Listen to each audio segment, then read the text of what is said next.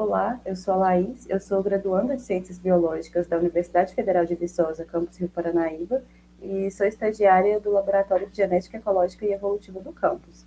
Eu vou apresentar parte do trabalho que eu desenvolvi durante o meu estágio e eu vou falar sobre a filogenia do gênero Eupsitula, que é um gênero de aves pertencente à família Psittacidae. Os psittacides são aves que têm como representantes as maritacas, os papagaios, as araras, e esse grupo tem ampla distribuição nas regiões tropicais, tanto da África quanto das Américas. O gênero Eupsitula é um gênero pertencente à subfamília Arine, que compreende os psittacides neotropicais, os psittacides das Américas. O gênero Eupsitula ele é composto atualmente por 5 espécies, sendo 3 de ocorrência no Brasil, que é Eupsitula pertinax, Eupsitula cactorum e Eupsitula aurea. E esse gênero ele é relativamente recente. Ele foi ressuscitado a partir de uma revisão que foi feita em 2013 do gênero Aratinga, onde foi identificado que o gênero Aratinga não era um gênero monofilético, então algumas espécies foram reagrupadas em outros gêneros, incluindo essas 5 espécies que atualmente estão em Eupsitula. E é interessante a gente observar a semelhança morfológica que existe entre as espécies desse gênero, né, que é comum de acontecer em alguns grupos dentro da família Psittacidae.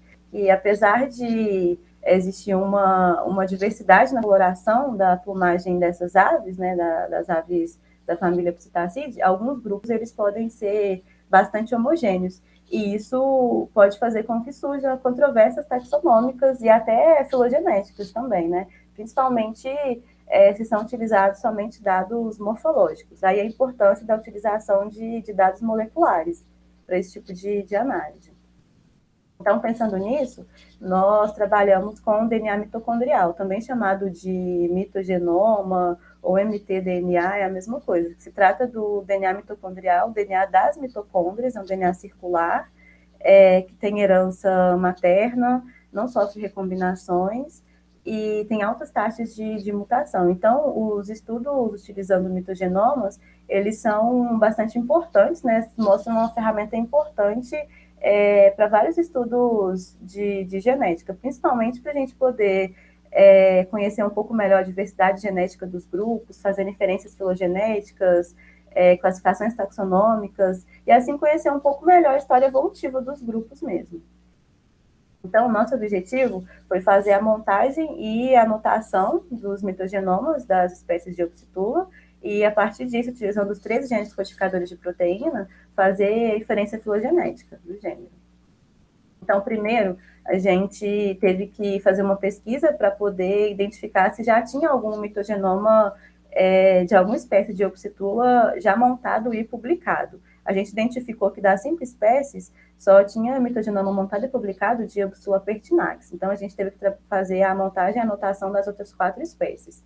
Então, a gente, no portal do NCBI, utilizando o repositório do SRA, a gente obteve as bibliotecas de sequências de DNA, né, dessas 4 espécies. Essas bibliotecas foram importadas para a plataforma Galaxy Europe, e dentro da plataforma, utilizando a ferramenta Novoplast, a gente fez a montagem desses mitogenomas. Então, para poder fazer a montagem, a gente precisou utilizar a sequência de algum gene que serviu como referência para poder fazer essa montagem.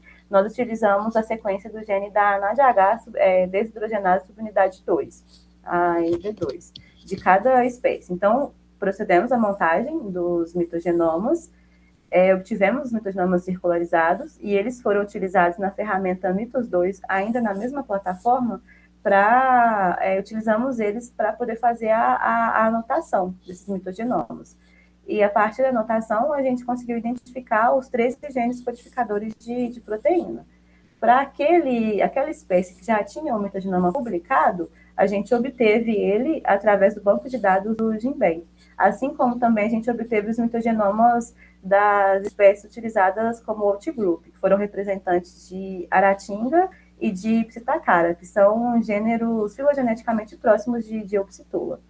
Então, a gente obteve os 3 genes codificadores de proteína, ou seja, a separação da sequência desses 3 genes codificadores de proteína, fizemos um arquivo para cada gene, aí em cada arquivo continha sequências de todas as espécies, né, para aquele gene. Pegamos esses arquivos, dessas sequências, fizemos o alinhamento no software Mega 11, o alinhamento das sequências. Essas sequências alinhadas, elas foram concatenadas, seria uma espécie de junção mesmo. Foram concatenadas no Concatenator e obtivemos 2 arquivos. Esses arquivos foram utilizados no software IQ-Tree, que é um software para obtenção de árvores filogenéticas, para inferências filogenéticas. Então, utilizamos Bootstrap Ultrafast com 10 mil replicatas para aumentar a confiabilidade da análise, e a partir do método de máxima verossimilhança, nós obtivemos a árvore filogenética. Então, essa é a nossa árvore. Em verde está o gênero Euxitula, em azul o Outgroup, representantes de Aratinga e de Psittacara. Esses números são os números de Bootstrap, que indicam a confiabilidade dos agrupamentos, né? Eles vão até 100, e eles indicam a confiança mesmo daquele agrupamento. Nós obtivemos bootstraps bem altos, né, indicando alta confiabilidade dessa análise dos agrupamentos obtidos. Nós identificamos uma porcentagem de 46% a 47% de guanina e citosina nos mitogenomas montados, um tamanho variando de 16.968 a 16.984 pares de base. Foram identificados também 13 genes codificadores de proteína, 22 de RNA transportador e 2 de RNA ribossomal, que já é o padrão mesmo em vertebrados. E a gente pode observar que Opsitula realmente é um grupo monofilético, assim como já era consenso na literatura, e a gente consegue destacar alguns agrupamentos aqui, como, por exemplo, Opsitula canicularis e Opsitula nana, que são tidas como grupos irmãos, Cactorum e Pertinax também são grupos irmãos. E fazendo uma comparação entre a nossa filogenia e uma filogenia publicada recentemente na literatura, foi publicada esse ano por Jacobo e colaboradores, a gente consegue ver uma diferença nos agrupamentos. Essa filogenia que é publicada por Jacobo e colaboradores, eles utilizaram somente 2 genes codificadores de proteínas mitocondriais. A gente consegue ver que eles identificaram algumas inconsistências que não puderam ser resolvidas, como, por exemplo, essa politomia que foi observada entre Euxtula cactorum e Euxtula pertinax. Na nossa filogenia, a gente conseguiu resolver essa politomia, a gente consegue ver que Cactorum e Pertinax são espécies, são grupos irmãos, espécies irmãs, né? A gente consegue ver bem a separação entre os 2 grupos. E alguns outros agrupamentos também que nós obtivemos, eles são diferentes dos agrupamentos dessa filogenia e até de outras filogenias também que nós encontramos na literatura, como, por exemplo, aqui, ó, Euxtula áurea e nana, que são tidas como grupos irmãos, né? Na nossa filogenia, a gente vê que nana está aqui embaixo e áurea aqui em cima, eles estão em posições um pouco distantes, né? Então, alguns agrupamentos ficaram diferentes mesmo dessa filogenia que a gente encontrou e de outras também que a gente já encontrou na literatura. Então, a partir dos nossos resultados, a gente pode concluir que Euxitula realmente é um grupo monofilético, assim como já era consenso, né?